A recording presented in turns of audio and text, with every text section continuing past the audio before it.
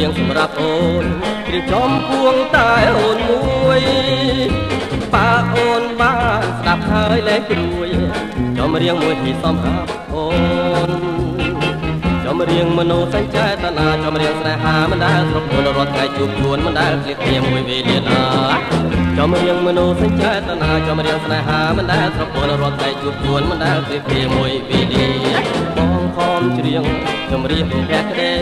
អង្វរស្រីឲ្យមេត្តាមានតែអូនដែលបងប្រាថ្នាគុំដាច់ទេមេត្តាណាអូន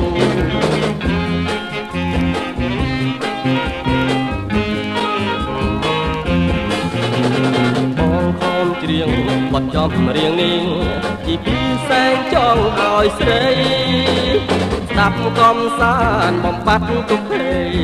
តែស្រីកងពលក្នុងអរាចំរៀងមនោសញ្ចេតនាចំរៀងស្នេហាមិនដែលស្រពោនរត់ថ្ងៃជួបជួនមិនដែលព្រៀបគ្នាមួយវេលាណា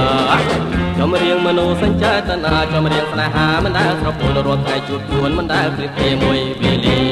បងខំច្រៀងចំរៀងភក្តីអង្វរស្រីឲ្យមេត្តាមានតែអូនតែបងប្រាថ្នាគុំដាច់ទេមេត្តាណាអូន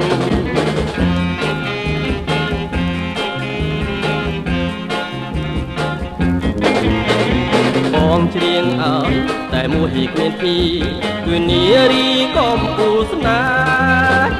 ច្រៀងសាញ់ចាថាមិនកែប្រែមិនក្រឡាពេញកែសំទេ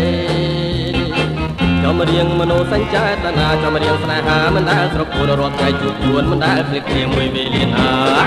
ចំរៀងមនោសញ្ចេតនាចំរៀងស្នេហាមិនដែលស្រពោនរត់ថ្ងៃជួបជួនមិនដែលព្រៀបគ្នាមួយវេលាបងខំច្រៀងចំរៀងភក្តីអង្វរស្រីឲ្យមេត្តាមានតែអូនដែលបងប្រាថ្នាគុំដាច់ព្រះមេត្តាណាអូនគុំដាច់ព្រះមេត្តាណាអូនគុំដាច់ព្រះមេត្តាណាអូន